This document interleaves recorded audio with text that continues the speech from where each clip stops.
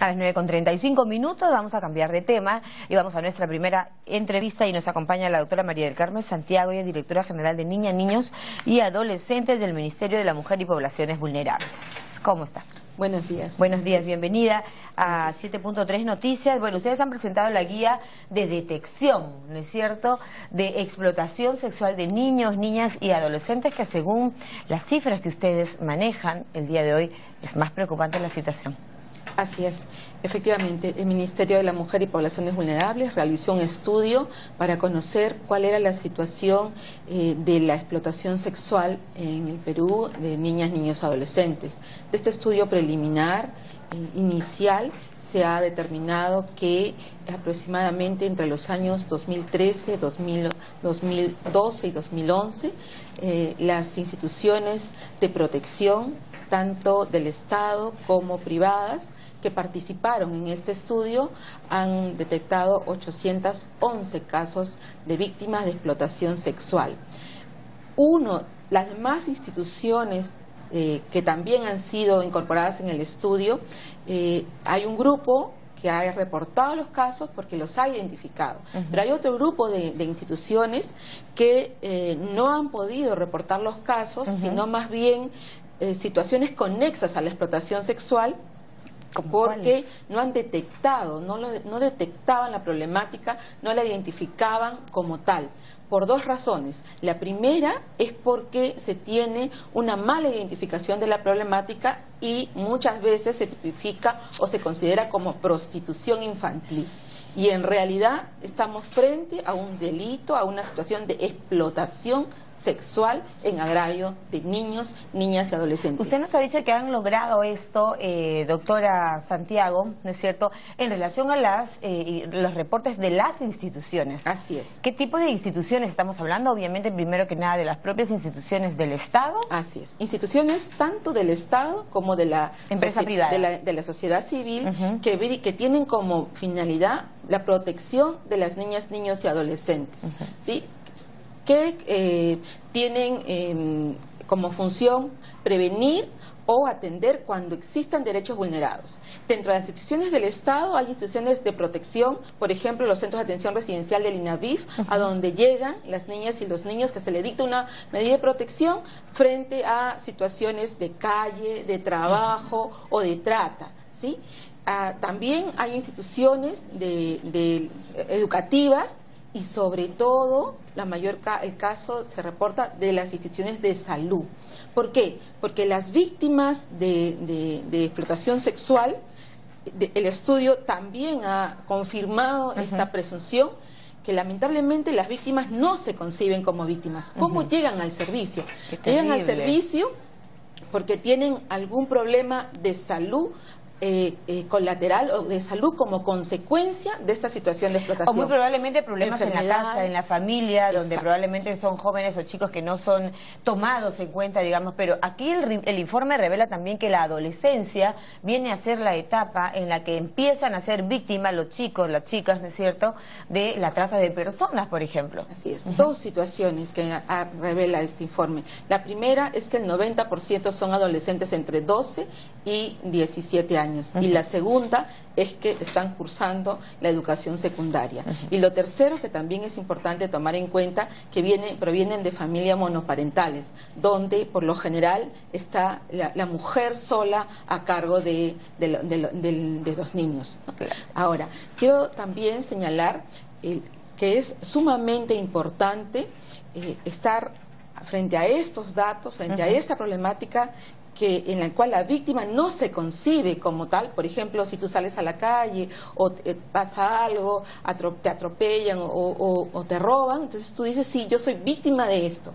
Pero en el caso de las adolescentes víctimas de explotación sexual, incluso nuestra legislación tiene un vacío, porque no tiene tipificado el delito de explotación sexual, tiene tipificado delitos conexos. Y además, ¿como cuáles? Permíteme, doctora, porque esto es algo grave, ¿no? Es una falencia de la ley, ¿no? Proxenetismo, por ejemplo, explotación del turismo sexual, proxenetismo, usuario-cliente, que se dice usuario-cliente, que en realidad ese tipo penal, y nosotros estamos trabajando una propuesta para proponerla, debe ser explotador, porque quien sostiene relaciones sexuales con un adolescente que está involucrada en esta situación de explotación es un explotador. ¿Es cierto? Y necesita pues que ser aplicada la ley en este caso, ¿no? Exactamente. Tiene que tener algún amparo a la ley, algún derecho que asista a esta jovencita. Exactamente. Sobre todo porque en nuestro país ya se ha incorporado dos tipos de respuesta. La primera, la sanción, la persecución del delito y la sanción del agresor en los demás delitos, como por ejemplo en el delito de trata, explotación laboral, también mendicidad, etcétera. Y la segunda es que con el niño adolescente se empieza a trabajar a través de un proceso tutelar de protección, medidas de protección y trabajo con la familia y con el contexto y con los programas sociales. Y ahora yo me pregunto, doctora, ¿qué le pasa a esta joven que es víctima de la trata? ¿No es cierto? Que después lo vamos a ver un poco también porque tiene una especie de mapeo, por ejemplo, en qué regiones se presenta más. ¿Qué pasa en relación a su situación con el colegio? ¿Cómo queda? Bueno, las adolescentes que se han evidenciado en este estudio están dentro del sistema educativo, ¿sí? Por ello es que el primer paso que el Ministerio ha dado conjuntamente con instituciones de la sociedad civil que trabajan en el marco de esta mesa, este grupo de trabajo que hay en el marco del Plan Nacional de Acción por la Infancia y Adolescencia, es trabajar la guía de detección de casos. Un paso importantísimo está la alerta, tanto los padres, los maestros y las maestras y las madres y también la comunidad en general, ¿sí? Estar atentos y atentas a indicios que nos lleven a sospechar alguna situación fuera de lo normal, fuera del contexto, fuera de lo que de la situación que permanentemente viven las niñas y los niños. Y para ello, doctora, es un agente indispensable, básico y probablemente el más inmediato el colegio, ¿no? El centro educativo. Y me pregunto por los niveles de embarazo que puedan presentar estas chicas, adolescentes, incluso veo que hay casos de niñas de 10 años que puedan resultar gestantes. Sí, efectivamente. Los casos que han sido reportados, como te decía, son casos no que se hayan acercado a los servicios para denunciarlos porque se consideran víctimas de explotación sexual, sino porque... Que sería lo ideal, ¿no? Que sería lo ideal y que es a lo que aspiramos. Primero aspiramos que no existe este tipo de delito en agravio de nuestras adolescentes y de nuestras niñas principalmente. Y luego que si existe, todos los padres, las madres, los docentes, las docentes y la comunidad en general puedan identificarlo y denunciarlo para la sanción, como te decía, pero principalmente para la protección. Ahora sabemos que el Estado pone, digamos, amplía una plataforma de comunicación, de llegada, ¿no es cierto? Están las líneas de emergencia mujer, también en el caso de las madres, en fin. ¿Cómo se puede comunicar con ustedes? Bueno, a partir de la aprobación del Plan Nacional de Acción por la Infancia en el 2012 como política pública, se han implementado una serie de servicios que están orientados a la protección de las niñas, niños, tanto en el nivel nacional, regional como local. En el nivel local se han ampliado el número de defensorías del niño adolescente, que tenemos 2.244 a nivel nacional, que están en los municipios, lo que llamamos y conocemos como demunas. ¿Sí?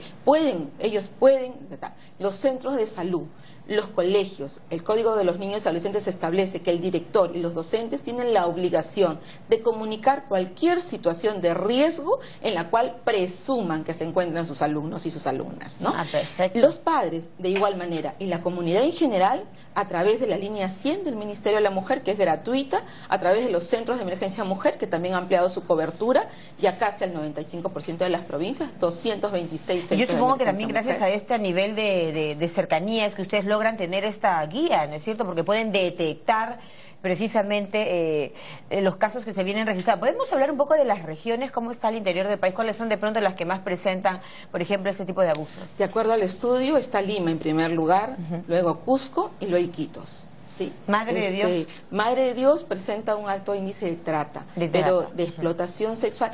Y como te decía, Quizás no porque no exista, sino porque no está registrándose. Faltaría quizá de repente algunos filtros o algo que puedan permitir, no sé, acercarse más a la realidad de muchas criaturas, de muchas jovencitas, inclusive de muchas madres que no saben cómo actuar frente a esto. Siempre se ha dicho que en el caso de una violación es muy frecuente que se trate de un familiar, alguien muy cerca al hogar, alguien que conoce un poco los pasos. ¿Cómo funcionan los agresores, digamos, en estos casos? Generalmente las víctimas son captadas por terceras personas que le ofrecen una oportunidad de trabajo por el Facebook, por los contactos, por todas las redes, pero también por anuncios que hay en determinadas partes de la localidad que llaman la atención. Claro. Y ofrecen algún beneficio que nosotros frente a cualquier trabajo no lo esperamos, ¿no? Ahora, ¿qué autoestima tan baja tienen estas señoritas, estas jovencitas, inclusive jovencitos, porque no podemos acá, digamos, relacionar solamente el caso a mujeres, ¿no?, sino también a chicos? ¿Qué autoestima tan baja que no se consideran víctimas, sino que lo asumen como algo normal? Sí, hay un 17% de hombres víctimas de este tipo de delitos. 17% versus el resto del 80 y tantos por ciento que es de mujeres, ¿no? Ese es un tema. El otro tema, efectivamente, no es solamente el asunto de la autoestima, que es un factor fundamental. Aquí hay un factor importantísimo de protección, vuelvo a decir, no solo del entorno familiar, también del entorno educativo, sea el colegio público o privado, ¿sí? Inclusive privada. Y también de la comunidad. Creo que si nosotros queremos decir alto a este tipo de delitos cometidos en agravio de nuestras niñas, niños y adolescentes, tenemos que empezar por erradicar dos ideas. Primero, que las niñas, niños y adolescentes están en esa situación porque les gusta. No es agradable para ellos. Y lo segundo es que se trata de prostitución infantil y no de explotación sexual infantil. ¿Cuál es la diferencia, doctora? El tema de la prostitución es un ejercicio de una actividad que está regulada y no está penalizada. En el tema de la explotación sexual existe ya vulneración de la voluntad, ¿no? Las niñas y los niños están en un desarrollo progresivo de la vida, ¿no? Están en una educación constante, en una progresividad en cuanto a su autonomía para decidir, para tomar decisiones y para involucrarse en determinadas situaciones, ¿no? Y el hecho de ser captadas con determinadas ofertas... Pero imagínese usted una chica de 13, 14 años, ¿qué voluntad...? Así es, sobre todo porque son engañadas, son captadas por determinadas ofertas, ¿sí? Los explotadores sexuales estudian a las víctimas, primero las captan y luego las estudian, porque no todas las víctimas que han sido captadas en algún momento se han visto involucradas por eso. Por eso las redes sociales, las redes de protección social, escolar, es sumamente importante que tanto en el ambiente escolar como en el ambiente de la provincia, del distrito, de la comunidad, las niñas y los niños se organicen para participar, porque organizados y en grupo hay un factor enorme de protección.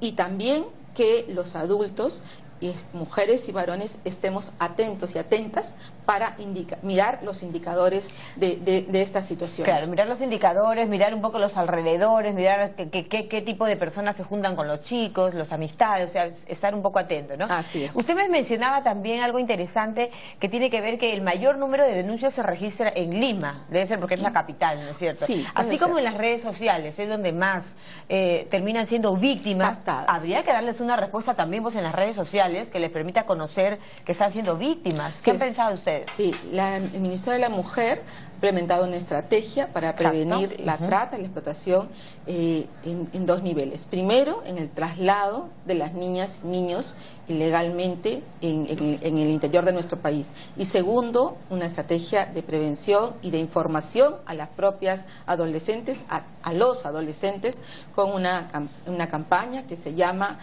Chotéalo, ¿no? Esta campaña da... Chotéalo a ese extraño que se acerca a ti, que no te conoce y que aparenta ser bueno, tu amigo, te endulza y que solo quiere hacerte daño. Exacto. Esta propuesta se ha trabajado con adolescentes y se usa frases y tienen enfoques que están orientados a garantizar su protección. Quisiera hacer un pequeño acápite, doctora, ya que estamos conversando de estos temas, por los pedófilos.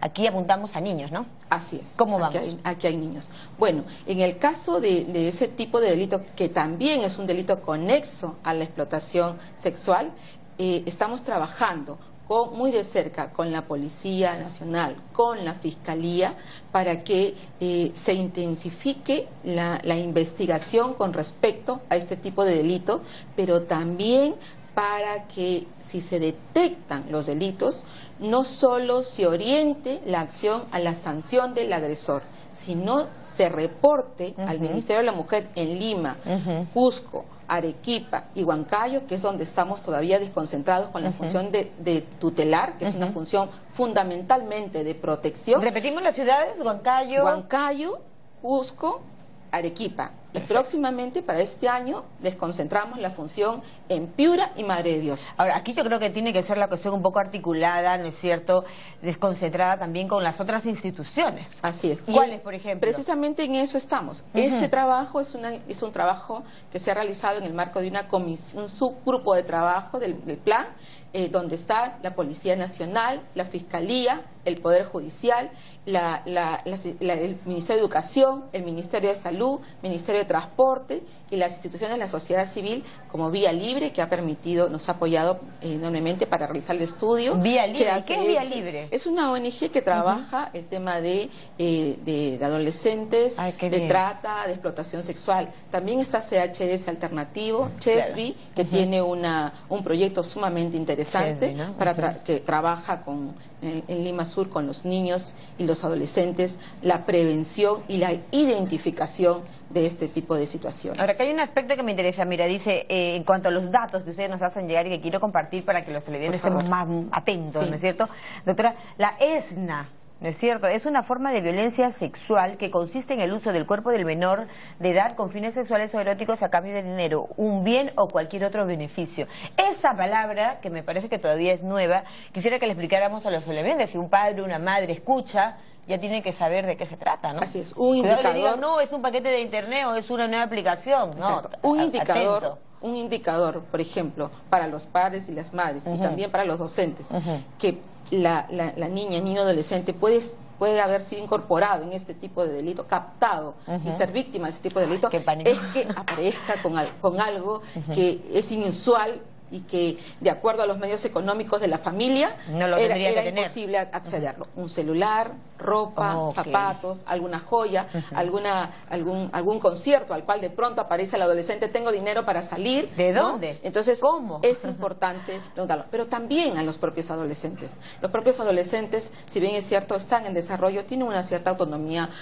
progresiva que les permite trabajando con ellos, y por eso es que estamos trabajando fuerte para que en nuestro país existan más consejos consultivos de niñas, niños, adolescentes, que son espacios de participación. Y ahí los chicos opinan, ellos mismos hacen una exposición de ideas. ¿Cómo funciona estos consejos? Los chicos se reúnen, se organizan para elegir a sus representantes, y sus representantes llevan la voz de los chicos, se reúnen con las autoridades y les señalan no solamente cuáles son las carencias que tienen en el distrito, provincia, región, sino también las alternativas de solución a partir de ellos. Perfecto. Fíjese, hay experiencias sumamente interesantes en nuestro país, como en Villa El Salvador o en Ventanilla, en las cuales los chicos organizados han participado en proyectos de inversión, han participado también en el presupuesto participativo, presentando proyectos, y se les ha asignado presupuesto. ¿Cuál ha sido el proyecto? Losas deportivas, espacios de deporte, y en uno de los distritos una cuna o un espacio de cuidado para sus hermanos pequeños, de manera tal que les permita a los chicos eso sería ideal salir. Como un ejemplo a replicar, ¿no? Así es. Ojalá hubiera muchos de estos lugares o muchos de estos proyectos que pudieran replicarse. Por eso es que es importante que los gobiernos locales inviertan en servicios de protección, inviertan promoviendo las defensorías. Este año, desde el año pasado, el Ministerio de la Mujer, juntamente con el Ministerio de Economía, trabajar en una propuesta para que se incorporen dentro del plan de incentivos municipales la alternativa, la meta de crear y fortalecer su DEMUNA. Ahora, el trabajo coordinado, doctora, demuestra buenos resultados. Entre el 2011 y el 2013, me parece que entre la cooperación se buscó, ¿no es cierto?, la información en las públicas, en la empresa pública y en la privada, y se detectó más o menos más de 811 casos. 11 casos Así es. de explotación. Así es. Y si bien es cierto, aún no tenemos las estadísticas nacionales, sin embargo, vemos en los reportes de las instituciones que los casos, afortunadamente, en ese delito bajaron. Puede ser que tengamos un reporte, pero yo también te quiero dar un dato, ¿no? Internacionalmente... Con esto acabo, doctora. Sí. El proyecto que ustedes están presentando al Congreso, una divulgación al Congreso, pues hay un punto pendiente, una falencia de la ley ahí. ¿En qué sentido? Así es, en el sentido de tipificar como delito la explotación sexual a niñas y Escuchen, señores congresistas, no todo es fiscalización, lo cual es parte inherente, pero también hay que preocuparse por las leyes que sintonizan con la necesidad, en este caso, de nuestros jóvenes, ¿no? Bueno, muchas gracias, que le vaya muy bien en este propósito. Estuvo con nosotros, amigos, nuestra invitada, la doctora María del Carmen Santiago, directora general de Niñas, Niños y Adolescentes del Ministerio de la Mujer y Poblaciones Vulnerables. Atento, atento a lo que pueda pasar alrededor de su hijo, su hija, que podría estar siendo víctima además de un inescrupuloso. Una pausa.